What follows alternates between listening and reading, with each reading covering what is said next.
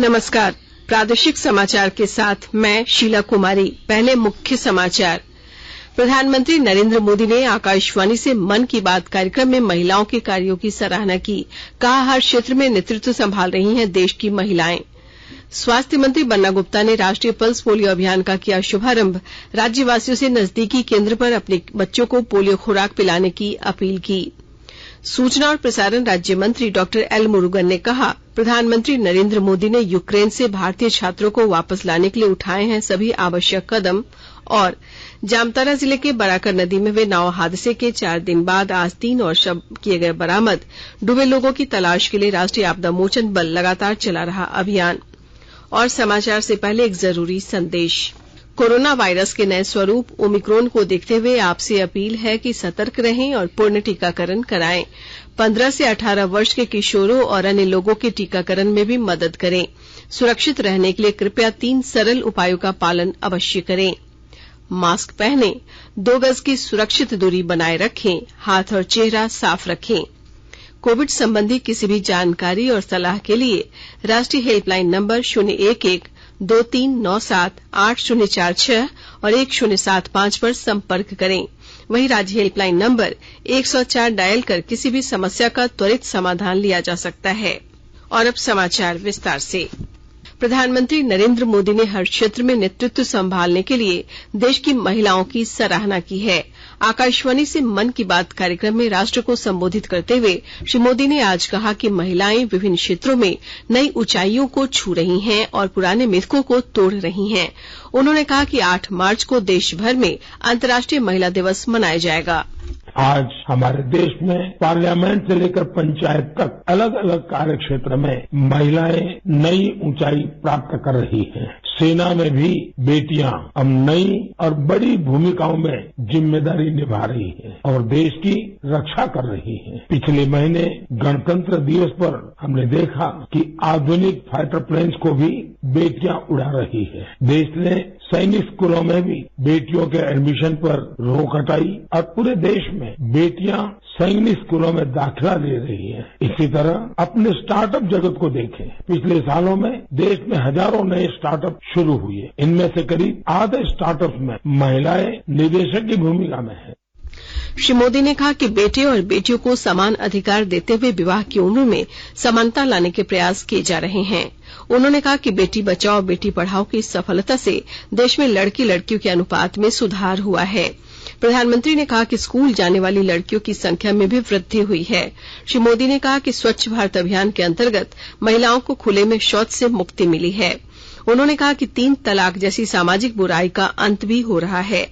प्रधानमंत्री ने कहा कि ये परिवर्तन इसलिए आ रहे हैं क्योंकि महिलाएं अब खुद परिवर्तन और प्रगतिशील प्रयासों का नेतृत्व कर रही हैं। प्रधानमंत्री मोदी ने कहा कि भारत महत्वपूर्ण और सैकड़ों वर्ष पुरानी मूर्तियां विदेशों से लाने में सफल हुआ है। साल 2013 तक करीब 13 प्रतिमाएं भारत आई थी, लेकिन पिछले 7 साल में 200 से ज्यादा बहुमूल्य प्रतिमाओं को भारत सफलता के साथ वापस ला चुका है। America, Britain, Holland, France, Canada, Germany, Singapore ऐसे कितने ही देशों ने भारत की इस भावना को समझा है और मूर्तियां वापस लाने में हमारी मदद की है। प्रधानमंत्री मोदी ने कहा कि कुछ वर्ष पहले दुनिया के 150 से ज्यादा देशों के गायकों और संगीतकारों ने अपने अपने देश में अपनी वेशभूषा में महात्मा गांधी का प्रिय भजन वैष्णव जन गाया था। श्री मोदी ने कहा कि आज जब आजादी का अमृत महोत्सव मना रहा है तो देशभक्ति के गीतों को लेकर भी ऐसे ही प्रयोग किए जा सकते हैं। उन्होंने कहा कि अगर तंजानिया से किली और नीमा भारत के गीतों को इस प्रकार से लिपसिंग कर सकते हैं तो गुजराती बच्चे भी तमिल गीतों के साथ ऐसे प्रयोग कर सकते हैं। हाल ही में अंतर्राष्ट्रीय मातृभाषा दिवस मनाया गया। श्री मोदी ने कहा कि मातृभाषा एक व्यक्ति के जीवन को आकार देती है। उन्होंने कहा कि ये गर्व की बात है कि हमारे देश में कश्मीर से कन्याकुमारी तक, कच्छ से कोहिमा तक सैकड़ों भाषाएं और हजारों बोलियां हैं। प्रधानमंत्री ने कहा कि राष्ट्रीय शिक्षा नीति में मातृभाषा में पढ़ाई पर जोर दिया गया है। उन्होंने कहा कि पेशेवर पाठ्यक्रमों को भी क्षेत्रीय भाषाओं में पढ़ाने के लिए प्रयास किए जा रहे हैं। प्रधानमंत्री ने कहा कि आयुष मंत्रालय के गठन से चिकित्सा और स्वास्थ्य से जुड़े देश के पारंपरिक तरीकों को लोकप्रिय बनाने के संकल्प को और मजबूती मिली है। स्वास्थ्य मंत्री बन्ना गुप्ता ने आज जमशेदपुर से राष्ट्रीय पल्स पोलियो अभियान कार्यक्रम का शुभारंभ किया। मंत्री ने कदमा स्थित शहरी प्राथमिक स्वास्थ्य केंद्र में आयोजित कार्यक्रम का उद्घाटन कर इस अभियान की शुरुआत की। इस अवसर पर मंत्री ने राज्यवासियों से आग्रह किया कि वे निकटतम पोलियो बूथ पर जाकर 5 वर्ष एवं उससे कम उम्र के बच्चों को पोलियो खुराक अवश्य पिलाएं। इधर पोलियो से मुक्ति के लिए सिमडेगा जिले में भी आज पल्स पोलियो अभियान की शुरुआत की गई। जिले के उपायुक्त सुशांत गौरव ने सदर अस्पताल में बच्चों को पोलियो की दवा पिलाकर इस अभियान की शुरुआत की। वहीं सरायकेला खरसावां जिले में उपायुक्त अरबा राजकमल ने सदर अस्पताल में एक नवजात को पोलियो की खुराक पिलाकर यह अभियान शुरू किया। दूसरी ओर पाकुड़ जिले में भी आज 3 दिवसीय पोलियो अभियान का शुभारंभ उपायुक्त वरुण रंजन ने किया। सड़क परिवहन और राजमार्ग मंत्रालय ने दुपहिया वाहन ढोने वाले भारी वाहनों और ट्रेलरों के लिए अधिकतम 3 डेक के परिचालन से संबंधित एक अधिसूचना जारी की है। इससे इन वाहनों का परिचालन क्षमता में 40 से 50% तक की वृद्धि होगी। यह अधिसूचना इस महीने की 25 तारीख को जारी की गई थी। चतरा स्थित राष्ट्रीय उच्च पथ के आबादी वाले क्षेत्रों में यातायात की समस्या का समाधान जल्द ही निकाल लिया जाएगा। और जानकारी के साथ हमारे संवाददाता। राष्ट्रीय उच्च पथ की आबादी वाले क्षेत्रों में ट्रैफिक की समस्या का जल्द ही अस्थायी समाधान निकाल लिया जाएगा। इसके लिए राष्ट्रीय उच्च पथ विभाग ने NH 22 यानी पुराना 99 में 2 और NH 522 यानी पुराने 100 में एक बाईपास की स्वीकृति दी गई है, जिसमें हंटरगंज, जोरी और सिमरिया में बाईपास सड़क का निर्माण होना है। चतरा शहर में बाईपास की स्वीकृति पहले से ही मिली हुई है, जिसके लिए कागजी प्रक्रिया अंतिम चरण में है। रैयतों का दावा और आपत्ति पर काम चल रहा है। इधर हंटरगंज, जोरी और सिमरिया बाईपास के लिए गांवों को चिन्हित करते हुए केंद्रीय सड़क परिवहन और राजमार्ग मंत्रालय ने भू अर्जन कार्यालय को संबंधित गांवों का सत्यापन करते हुए 3-1 की रिपोर्ट मांगी है। उपायुक्त ने राज्य सरकार के माध्यम से केंद्र सरकार को रिपोर्ट समर्पित कर दिया है। इस प्रकार उपर्युक्त तीनों बाईपास सड़क निर्माण की प्रारंभिक प्रक्रिया भी शुरू हो गई है। अशोक कुमार तुलसियान, आकाशवाणी समाचार, चतरा। राष्ट्रव्यापी कोविड टीकाकरण अभियान के अंतर्गत 177 करोड़ से अधिक टीके लगाए जा चुके हैं। स्वास्थ्य मंत्रालय के अनुसार कल 24,05,000 से अधिक टीके लगाए गए। देश में इस समय कोविड से संक्रमण मुक्त होने की दर 98.54% है। आकाशवाणी के ताजा तरीन समाचारों के लिए आप हमारी वेबसाइट newsonair.com पर लॉग ऑन कर सकते हैं। ताजा समाचार Twitter handle @AIR news alerts और Facebook page All India Radio news पर भी उपलब्ध है। आप प्रादेशिक समाचार एकांश के ट्विटर हैंडल @AIR न्यूज _ और फेसबुक, इंस्टाग्राम पेज तथा YouTube channel AIR news Ranchi पर भी हमारे बुलेटिन सुन सकते हैं।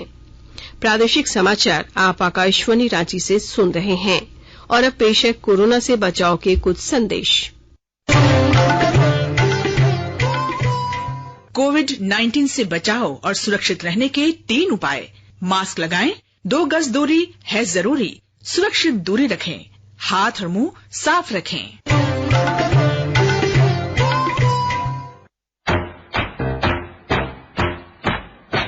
चलो मिलकर एक शुरुआत करें, चलो एक फैसला आज करें, मास्क नहीं तो टोकेंगे, कोरोना को रोकेंगे, चलो एक इरादा करते हैं, चलो कुछ वादा करते हैं, मास्क नहीं तो टोकेंगे, कोरोना को रोकेंगे। भारत सरकार द्वारा जनहित में जारी। हमारा डेजर्ट आ गया पर हमारी चैंपियन नहीं आई अब तक। बिल भरने के पहले तो आएगी ना। So girls, क्या हो रहा है? बिल हो रहा है। चल अपना कार्ड दे। पिन दे। RBI कहता है अपना पिन, OTP, CVV या इंटरनेट बैंकिंग पासवर्ड किसी को ना दे। ऑनलाइन बैंकिंग सिर्फ अपने ही कंप्यूटर, मोबाइल और सिक्योर नेटवर्क से करे। हाँ, ये खाने की चैंपियनशिप थी क्या? RBI कहता है जानकार बनिए, सतर्क रहिए। अधिक जानकारी के लिए 1440 पर मिस्ड कॉल दें। भारतीय रिजर्व बैंक द्वारा जनहित में जारी। सूचना और प्रसारण राज्य मंत्री डॉक्टर एल मुरुगन ने कहा है कि प्रधानमंत्री नरेंद्र मोदी ने यूक्रेन से भारतीय छात्रों को वापस लाने के लिए सभी आवश्यक कदम उठाए हैं। आज चेन्नई में आजादी का अमृत महोत्सव प्रदर्शनी के उद्घाटन समारोह में उन्होंने ये बात कही। ऑपरेशन गंगा के तहत यूक्रेन में रह रहे भारतीय नागरिकों को लेकर चौथी उड़ान बुखारेस्ट से नई दिल्ली के लिए रवाना हो चुकी है। विदेश मंत्री डॉक्टर सुब्रह्मण्यम जयशंकर ने ट्वीट संदेश में कहा कि इस उड़ान में 198 भारतीय नागरिक सवार हैं। अमृत महोत्सव के तहत आकाशवाणी के साप्ताहिक क्विज में आइए आप भी शामिल हों। आजादी के 75 वर्षों का पर्व अमृत महोत्सव प्रत्येक बुधवार शाम 7 बजे प्रसारित होने वाले प्रादेशिक समाचार के दौरान पूछे गए प्रश्न का सही उत्तर देने वाले एक प्रतिभागी इनाम का हकदार होगा। इसके लिए सुनते रहें आकाशवाणी रांची का प्रसारण। एनसीसी के झारखंड बटालियन की ओर से आयोजित प्रशिक्षण शिविर का आज समापन हो गया। इस शिविर का आयोजन रांची विश्वविद्यालय के दीक्षांत मंडप परिसर में 21 फरवरी से शुरू हुआ था। झारखंड बटालियन के कमांडिंग ऑफिसर कर्नल एच.के. पाठक ने बताया कि शिविर में बोकारो, रांची और सिल्ली के विभिन्न विश्वविद्यालय एवं महाविद्यालयों के 400 एनसीसी के कैडेटों ने भाग लिया। उन्होंने बताया कि शिविर में आगामी होने वाली बी एवं सी प्रमाण पत्र परीक्षा में भाग लेने वाले कैडेटों को विशेष प्रशिक्षण की तैयारी कराई गई ताकि वे परीक्षा में बेहतर प्रदर्शन कर सकें। बोकारो जिले के युवा आए दिन किसी न किसी प्रतिस्पर्धा में राष्ट्रीय स्तर पर लगातार अपनी उपस्थिति दर्ज करा रहे हैं। और जानकारी के साथ हमारे संवाददाता। बोकारो के युवा आए दिन किसी न किसी प्रतिस्पर्धा में राष्ट्रीय स्तर पर अपनी उपस्थिति दर्ज कराते रहते हैं। साहित्य के क्षेत्र में बोकारो के अच्युतानंद मिश्र इन दिनों चर्चे में हैं। बहुमुखी प्रतिभा के धनी अच्युतानंद ने कविता लेखन और आलोचना के क्षेत्र में अपनी अलग पहचान बनाई है। उनकी कविता के लिए उन्हें शब्द साधक युवा सम्मान और भारत भूषण अग्रवाल सम्मान से सम्मानित किया गया है। कविता संग्रह आंख में तिनका एवं कोलाहल साहित्य समाज में श्री मिश्र के लिए उल्लेखनीय देन है। बोकारो में जन्मे श्री मिश्र शंकराचार्य संस्कृत विश्वविद्यालय कालडी में अध्यापक के रूप में कार्यरत हैं। मनोज कुमार, आकाशवाणी समाचार, बोकारो। जामताड़ा जिले के बराकर नदी में हुए नाव हादसे के 4 दिन बाद आज 3 और शव बरामद किए गए।